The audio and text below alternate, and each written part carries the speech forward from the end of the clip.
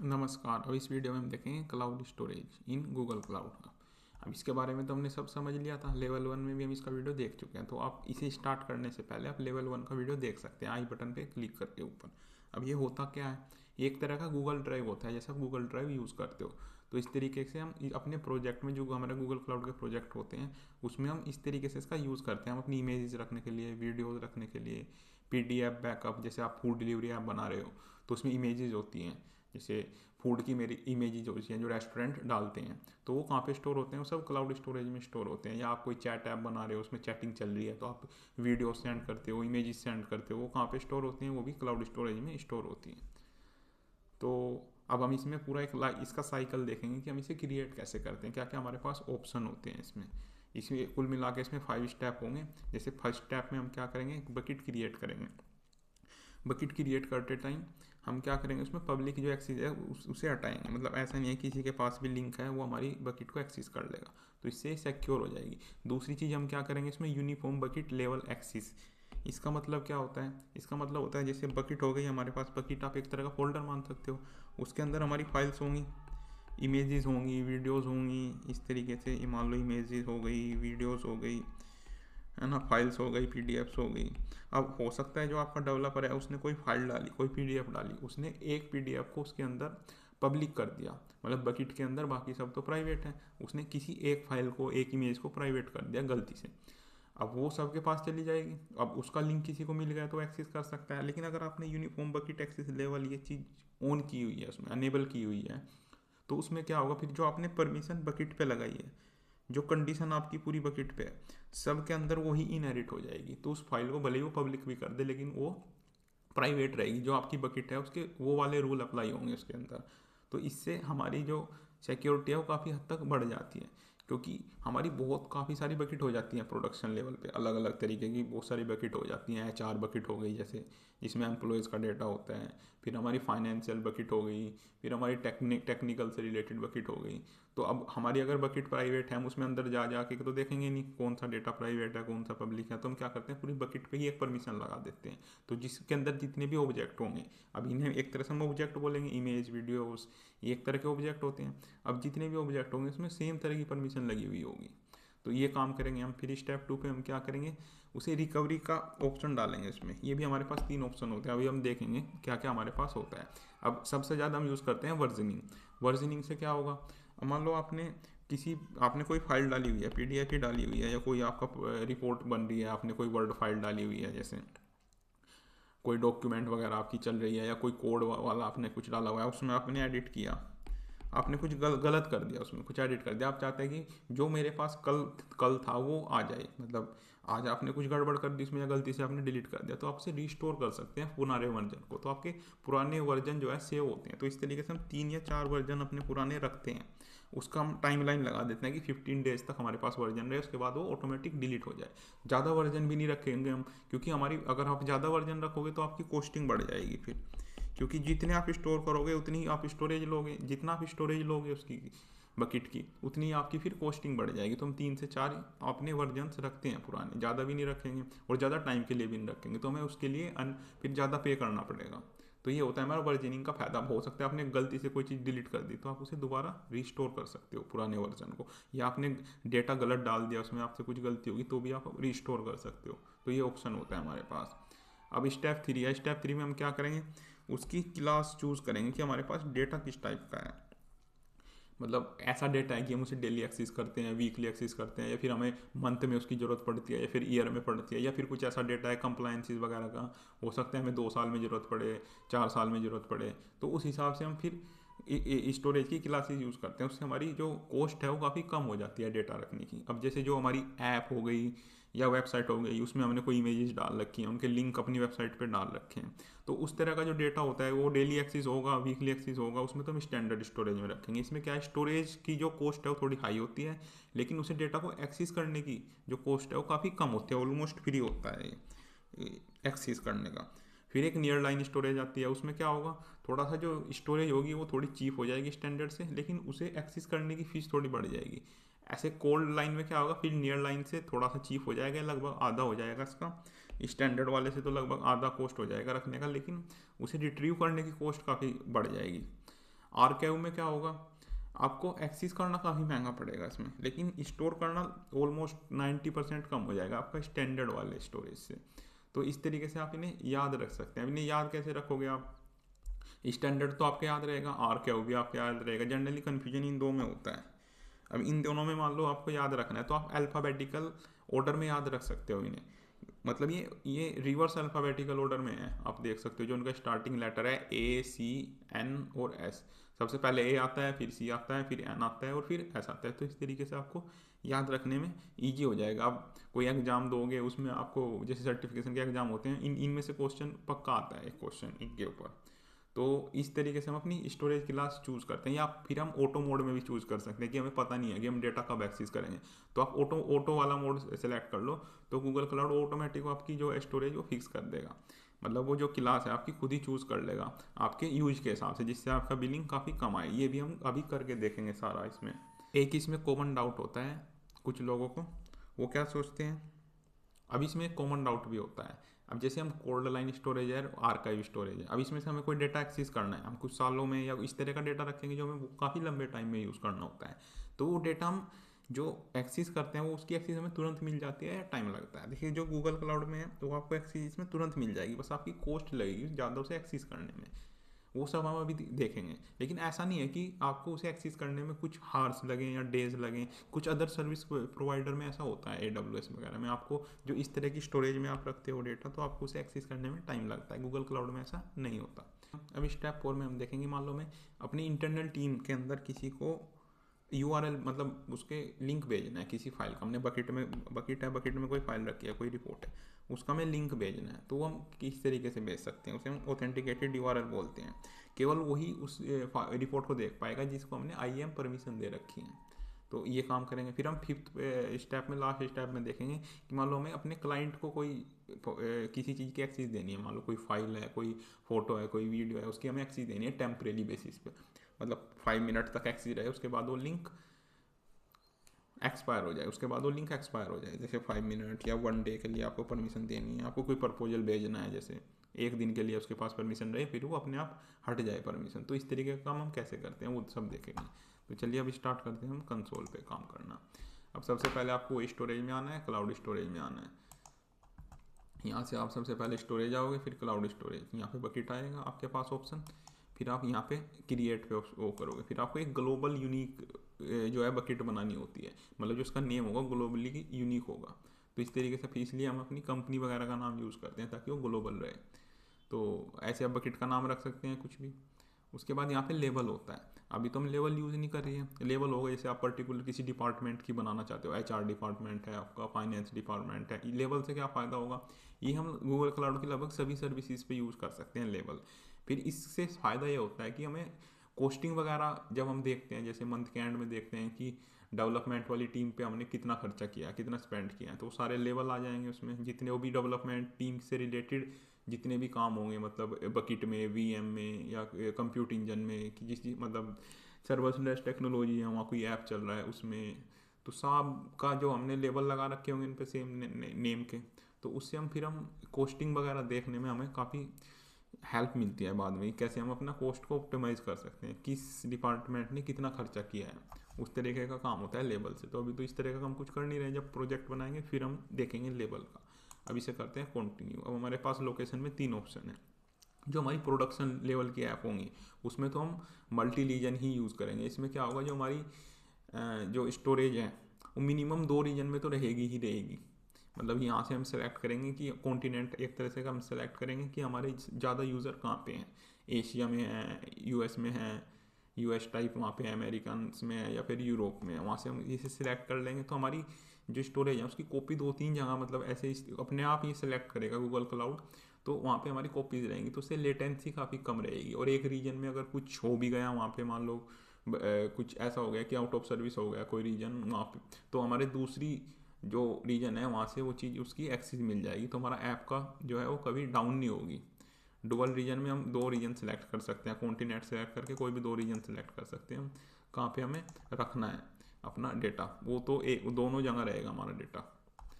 Single reason में क्या होगा, एक ही जगह हमारा डेटा रहेगा। वो इसमें प्रॉब्लम क्या होती है, अब इसकी अवेलेबिलिटी वैसे तो 99.9% अवेलेबल रहेगा ही, लेकिन अगर इस रीजन में कोई कुछ भी प्रॉब्लम होती है, मान लो कोई अर्थक्वेक आ गया, पावर फेलियर हो गया, कुछ हो गया, तो आपका एक्सेस चला जाएगा पूरा। तो ये प्रॉब्लम होती है सिंगल रीजन में। लेकिन जो हमारे कंपनीज़ के काम होते हैं, नॉर्मल डेवलपमेंट वाले काम हो गए, हमारे इस तरह के काम हो गए, वो हम सिंगल रीजन में ही रखेंगे। इसकी कॉस्टिंग कम होगी, इसकी थोड़ी ज़्यादा होगी, इसकी सबसे ज़्यादा होगी मल्टी रीजन की। तो वो डिपेंड करता है आपका यूज केस के ऊपर कि आप वो जो बकेट बनाओगे उसका यूज़ कहाँ पे करोगे, उस हिसाब से हम लोकेशन सेट करते हैं। तो अभी तो हम डेवलपर वाला काम ही कर रहे हैं, सीख रहे हैं, तो हम रीजन वाला ही सिलेक्ट करेंगे डेवलपमेंट वगैरह में। जो प्रोडक्शन वाले लेवल होंगे उनमें हम ऊपर वाली चीज़ें यूज़ करेंगे। तो इसे हम करते हैं कंटिन्यू। अब हम यहाँ पे चूज़ करेंगे क्लास, जो हमने उसमें बात की थी, standard, near line, code line, archive. अगर आपको डेली यूज बेसिस पे चाहिए तो स्टैंडर्ड, मंथ में 1-2 बार यूज़ करना है जैसे इस टाइप का डेटा है, नियर लाइन, ईयरली आपको यूज़ करना है, साल में 1 बार टाइप, तो कोड लाइन। और आपको कंप्लाइंसिस के लिए रखना है कि 7 ईयर तक, 9 ईयर तक आपको डेटा रखना है, गवर्नमेंट के रूल हैं कुछ ऐसे। लेकिन हो सकता है आप उसे 4 साल में एक्सेस करो, 5 साल में करो, इस तरह का है, तो हम फिर आर्काइव यूज़ करते हैं। और आपको पता ही नहीं है कि हम डेटा कब यूज़ करेंगे नहीं करेंगे, तो फिर आप ऑटो क्लास यूज़ कर सकते हो। फिर गूगल क्लाउड अपने हिसाब से आपकी क्लास चूज़ कर लेगा। तो इसमें हम स्टैंडर्ड चूज़ करेंगे। फिर आता है optimise storage for data intensive workload. अब यहाँ पे हम जब मशीन लर्निंग के मॉडल वगैरह ट्रेन करते हैं उसमें इस चीज़ का यूज़ आएगा, तब हम इसे देखेंगे।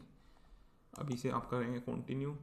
फिर आप करते हैं एक्सिस कंट्रोल, कि इसकी एक्सिस कैसी रहेगी, यूनिफॉर्म रहेगी या फाइन ग्रेन रहेगी। अब यूनिफॉर्म में क्या होगा, जो एक्सिस बकेट को दे रखी होगी अंदर भी सेम तरीके की एक्सिस आएगी, जो उसमें फाइल रखी रहेंगी उसमें वही एक्सिस होगी जो आपने पूरी बकेट पे लगा रखी होगी। जैसे आपने इसे पब्लिक एक्सिस प्रीवेंट कर रखा है, अगर हमने उसके अंदर किसी फाइल में पब्लिक एक्सेस दे भी रखी है तो वो काम ही नहीं करेगी, जो पूरी बकेट का रूल होगा वही अंदर अप्लाई होगा। तो इसे हम यूनिफॉर्म रखते हैं।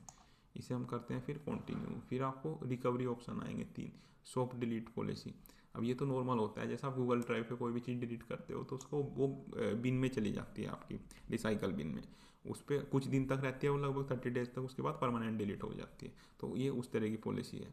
अब इसमें आपकी कॉस्टिंग बढ़ जाती है। मान लो आपकी 1 GB की वीडियो है और आपने उसे डिलीट कर दिया, फिर वो 7 डेज तक आपकी बकेट में रहेगी, तो आपको 7 डेज का भी पे करना पड़ेगा। जो 7 डेज तक जितना वो रिसाइकल बिन में रहेगी आपकी, वो भी आपको पे करना पड़ेगा। जनरली कंपनियों में हम क्या करते हैं, वर्जनिंग वाला यूज़ करते हैं। अब इसमें फ़ायदा क्या है, इसमें तो आपने डिलीट कर दिया तभी वो चीज़ वहाँ पे जाएगी, नहीं तो कोई ऑप्शन ही नहीं। आपने एडिट वगैरह किया हो गया वो तो कोई ऑप्शन नहीं, कॉपी तो ये रखेगा नहीं उसकी। ऑब्जेक्ट वर्जनिंग में क्या फ़ायदा होगा, आपने फाइल में एडिट भी किया ना, तो उसका पुराने वाला वर्जन भी आपके पास रहेगा। तो इस तरीके से हम 3 या 4 अपने वर्जन्स रखते हैं। अब हो सकता है आपने कुछ गलत उसमें कुछ गलत एंट्री डाल दी हो, तो आपको पूरा चेंज नहीं करना पड़ेगा। आप लास्ट जो आपकी कॉपी होगी उसे आप दोबारा रिस्टोर कर सकते हो। ये फ़ायदा रहेगा आपका वर्जनिंग में। यहाँ पे आप डेज डाल सकते हो, जैसे 15 डेज में जो आपके, अगर आपने यूज़ नहीं किया तो पुराने डेटा डिलीट होते रहे। अगर आप ऐसे ही छोड़ दोगे तो आपकी फिर कॉस्टिंग बढ़ जाएगी, आपको स्टोरेज का चार्ज देना पड़ेगा। अब रिटेंशन में क्या होगा, अब मान लो कोई आपकी कंपनी को कुछ ऐसा कंप्लायंसेस है कि जो एक बार क्रिएट हो गया डेटा, या इसमें कुछ ऐसा डेटा है जो डिलीट ही नहीं कर सकते। अगर आपने इसे चेक कर दिया फिर आप डिलीट ही नहीं कर पाओगे, उतने दिन तक वो डेटा आपका रहेगा ही। यहाँ पे आप रिटेंशन पे क्लिक करके, यहाँ पे आप 2 ऑप्शन मिलेंगे, सेट बकेट रिटेंशन पॉलिसी। अब इसमें तो जो आपकी बकेट है उसमें से कोई डेटा ही वो नहीं होगा, डिलीट ही नहीं होगा। तो इस तरह के काम हम रिटेंशन में करेंगे कि कोई भी आपका डेवलपर वगैरह जो है वो डेटा डिलीट ही नहीं कर पाएगा उस पर्टिकुलर टाइम तक। आपने जैसे 7 ईयर सेट कर दिया तो 7 ईयर तक कोई भी फाइल होगी जो हमने अपलोड की वो डिलीट ही नहीं होगी। तो जनरली हम क्या यूज़ करते हैं इसमें, ऑब्जेक्ट वर्जनिंग यूज़ करते हैं, क्योंकि इसमें हम जो एडिट करते हैं उसका वर्जन भी रहता है हमारे पास, और हमने उसे डिलीट कर दिया तो भी हमारे पास रहेगा वो चीज़, उसके पुराने वर्जन रहेंगे 15 डेज तक। इसे हम अभी देखेंगे क्या होता है। डेटा एनक्रिप्शन हमने किया हुआ है, इसकी एक पूरी डेडिकेटेड वीडियो है, कैसे हमने अपने आप खुद क्लाउड के एमएस से की बना के यहाँ पे डेटा एनक्रिप्शन किया था। हम क्लाउड के एमएस सेलेक्ट करते हैं और यहाँ से हम फिर की सेलेक्ट करते हैं। अभी तो की बनी हुई नहीं है हमारे पास, तो हम इस वाली लोकेशन पे की बनाएंगे। जो हमारी की होती है वो रीजनल बेस्ड होती है, तो हम इसकी लोकेशन, बकेट की लोकेशन और की लोकेशन सेम होनी चाहिए।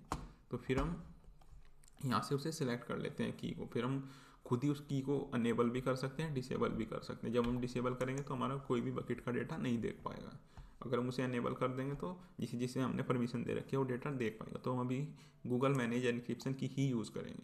अगर आपको क्लाउड के एमएस कैसे यूज़ करना होता है ये देखना है तो इसका पूरा डेडिकेटेड वीडियो है क्लाउड के एमएस का लेवल 2 में, वो आप देख सकते हैं। तो इसे अब हम करते हैं क्रिएट। यहाँ पे बोला है public access will be prevented, तो कंफर्म, हमें पब्लिक एक्सेस नहीं देनी है इसमें। अब ये हमारी बकेट जो है बन चुकी है इस नाम से। अब हम इसमें कुछ डाल के देखते हैं, यहाँ से हम इसे इसमें अपलोड कर सकते हैं, अपलोड फाइल्स।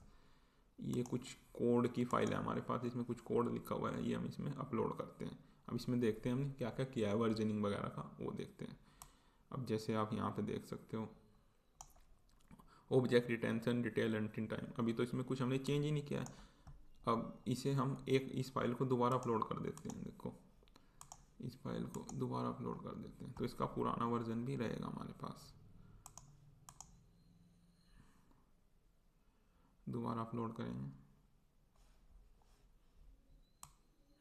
अब ये देख सकते हैं हमने पहले अपलोड की थी वो वाला वर्जन भी है, मान लो हमने कुछ इसमें एडिट करके दोबारा अपलोड की कर दी तो वो वाला ऑप्शन भी है। तो आप यहाँ से इसे रीस्टोर कर सकते हैं। और आपने इसे गलती से डिलीट भी कर दिया ना, मान लो हम इसे डिलीट कर देते हैं, ये हमने इसे डिलीट कर दिया गलती से, तो हमारे पास का पुराना वर्जन रहेगा। वो कहाँ से दिखेगा, यहाँ पे आप शो है, यहाँ पे ऑब्जेक्ट लाइव ओनली, यहाँ से आप ये वाला सिलेक्ट कर सकते हो, live and non current object. यहाँ से आपने सिलेक्ट किया, इस पर क्लिक किया, दोबारा आपने इसे रीस्टोर कर सकते हो। यहाँ से ये आपने रीस्टोर कर दिया तो दोबारा आपके पास पुराना वर्जन आ गया। इस तरीके से आपने कुछ गलती से इसमें एडिट भी कर दिया तो भी आप पुराने वर्जन को रीस्टोर कर सकते हो। तो ये ऑप्शन है। अब हमें इसे शेयर करना है अपनी इंटरनल टीम के साथ। अब नॉर्मली इंटरनल टीम बकेट में आके तो इसे एक्सेस कर ही सकती है जिसने हमने IAM से परमिशन दे रखी है, लेकिन हमें इस पर्टिकुलर फाइल का लिंक भेजना है, ईमेल भेजना है, क्योंकि ऐसे तो टाइम लगेगा यूज़र को अंदर आने में। हम उसे पाथ बताएंगे कि इस बकेट में इस नाम की फाइल है, उसे एक्सेस कर लो, ऐसा तो हम करेंगे नहीं, हम डायरेक्ट लिंक प्रोवाइड कर देंगे। तो उसके लिए आपको इस पर क्लिक करना है और यहाँ पे आपको देख रहा है ऑथेंटिकेटेड URL। पब्लिक URL तो इसमें काम ही नहीं करेगा क्योंकि ये तो हमने ब्लॉक कर रखा है। पब्लिक URL आप यूज़ करके देखोगे तो ये तो काम ही नहीं करेगा क्योंकि हमने पब्लिक एक्सेस दी नहीं है इसे। दूसरा है ऑथेंटिकेटेड URL, ये क्या होता है, अब जिस पे IAM परमिशन है, ऑब्जेक्ट व्यूअर वाली परमिशन है जो हम रोल्स में देख चुके हैं, हमने सिक्योरिटी में रोल में ये सब देखा हुआ है। तो आप लास्ट वीडियो देख सकते हैं, आप पूरी सीरीज देख सकते हैं स्टार्टिंग से, तभी आपकी ये चीज़ें समझ में आएगा। अब आप देख सकते हैं इसमें तो हमने जो हमारी ईमेल आईडी है इसमें तो हमारी परमिशन है, तो ये देख पा रहा है। अब आप इसे इनकॉग्निटो मोड ओपन करो, इसमें तो कोई लॉगिन नहीं है हमारा, तो इसमें इसे देखने की आप वो ट्राई करोगे तो आप इसे देख ही नहीं पाओगे। गूगल साइन इन मांगेगा, आप लॉगिन करोगे तो अगर इसे परमिशन नहीं होगी, जैसे हम दूसरे गूगल अकाउंट पे देख लेते हैं जिससे परमिशन, जैसे ये कोई गूगल अकाउंट है हमारा, इस पर आप इसे करके देखोगे तो आपको परमिशन नहीं है, केवल जिसे हमने IAM से परमिशन दे रखी है वही लोग इसे देख पाएंगे। तो ये होता है हमारा ऑथेंटिकेटेड URL कि हमें कोई रिपोर्ट बनाई और हमने सेंड की, केवल जिसे हमने IAM से परमिशन दे रखी है वो लोग देख पाएंगे। अब हमें क्लाइंट को भेजना है, मान लो ये कोई प्रपोजल बनाया है हमारी कंपनी ने और हमें इसे क्लाइंट को भेजना है और वो केवल आधा घंटे तक एक्सेस रहे उसके पास, 30 मिनट तक रहे, 5 मिनट तक रहे या 2 डेज तक रहे, तो उस तरह का URL हम कैसे बनाएंगे। अब ऐसा तो है नहीं हम उसे पूरी बकेट की परमिशन देंगे या पूरी फाइल की परमिशन देंगे, तो उसे बोलते हैं हम साइंड URL। तो हम एक साइंड URL जनरेट करते हैं, वो हम उसे भेजते हैं और उसमें हम टाइम सेट करते हैं कि तब तक हमारे पास, तब तक उसके पास एक्सेस रहेगी। तो उसके लिए ज़रूरत पड़ेगी, हम एक सर्विस अकाउंट बनाएंगे तो उसमें परमिशन देंगे स्टोरेज व्यूअर वाली, स्टोरेज व्यूअर वाली परमिशन दे दी, फिर उससे की बनाएंगे, उस की को अपलोड करेंगे, उसे की को अपलोड करके फिर उससे हम साइन URL बनाएंगे। अब उसके लिए हमें ज़रूरत पड़ेगी एक सर्विस अकाउंट की, तो एक सर्विस अकाउंट क्रिएट करते हैं। URL, अब इसका नाम रख सकते हैं हम URL साइनर, इस नाम से हमने सर्विस अकाउंट बना लिया। क्रिएट एंड कंटिन्यू, इसे हमने परमिशन देंगे, फिर स्टोरेज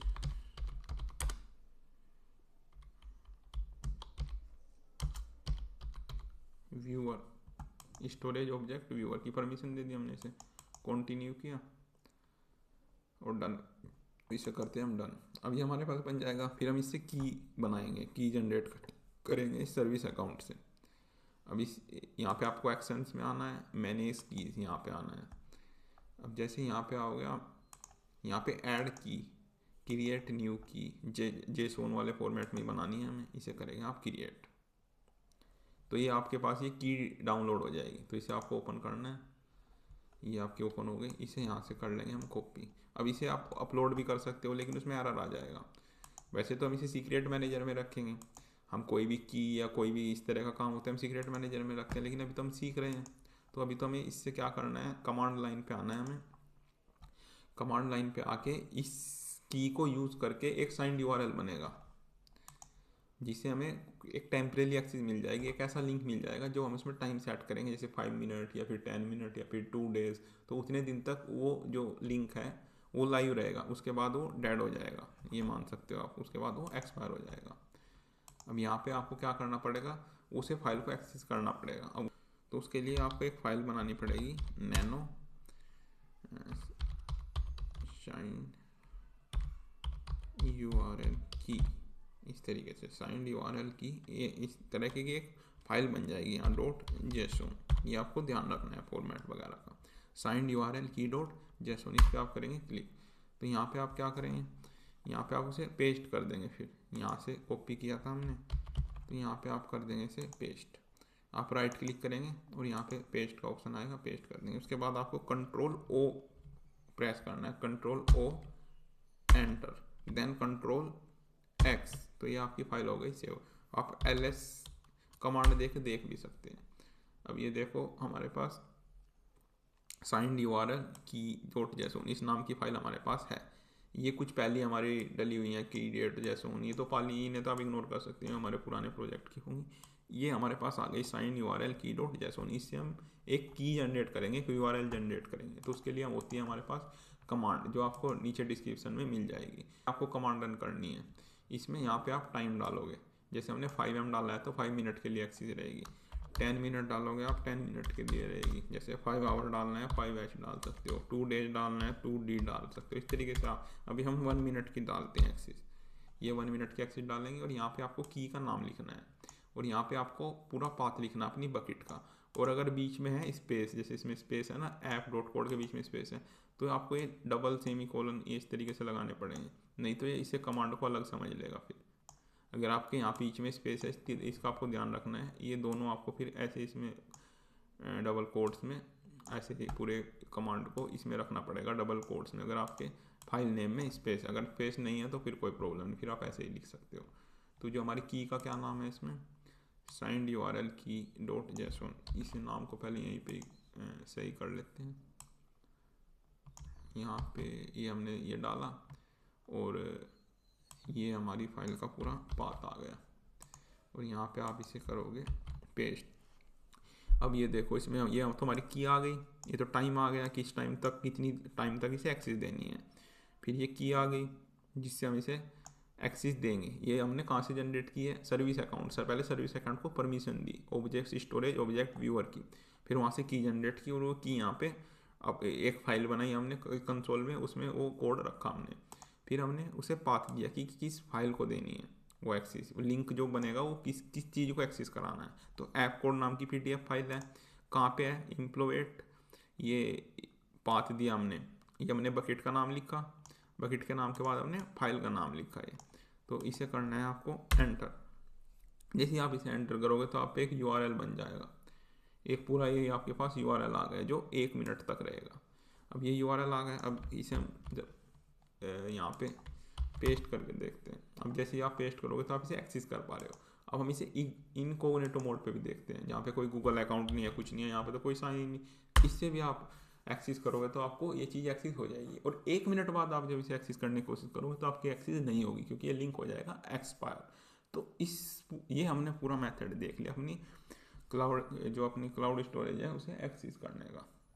अब जैसे कि 1 मिनट हो चुका है, अब हम दोबारा चेक करके देखते हैं कि ये लिंक काम कर रहा है नहीं कर रहा है। अब जैसे ही रिफ्रेश करेंगे आप देखेंगे इसकी एक्सेस जा चुकी है। तो इस तरीके से हम एक URL क्रिएट कर सकते हैं, जैसे हम अपने क्लाइंट वगैरह को भेजते हैं। आप कोई प्रपोजल भेजना चाहते हो कि 1 दिन तक ये एक्सेस रहे, तो आप ये साइंड URL का यूज़ कर सकते हैं। उसे ऐसे परमिशन तो दोगे नहीं, आप IAM वगैरह से किसे परमिशन देते हो, जो आपकी कंपनी के एम्प्लॉयज़ हैं, जो आपकी डोमेन से कनेक्टेड होते हैं, उन्हें तो आप IAM से मैनेज करोगे। जो बाहर के लोग हैं उन्हें कैसे मैनेज, उन्हें आपको कोई चीज़ शेयर करनी है, कोई फाइल शेयर करनी है, तो हम साइंड URL का यूज़ करते हैं। तो इस तरीके से हम पूरा क्लाउड स्टोरेज का अपना यूज़ करते हैं। अब आगे चल के जब हम ऐप या कोई वेबसाइट वेब ऐप वगैरह बनाएंगे, फिर दोबारा पूरा यूज़ आएगा इसका, कि कैसे हम अपनी इमेजेस वगैरह स्टोर करते हैं और API के थ्रू इसे अपनी ऐप के अंदर एक्सेस करेंगे। वो सब हम देखेंगे जब हम प्रोजेक्ट वगैरह बनाएंगे। अब नेक्स्ट वीडियो में हम देखेंगे क्लाउड SQL, लगभग हमारे हर प्रोजेक्ट में यूज़ होता है, वो हम देखेंगे नेक्स्ट वीडियो से।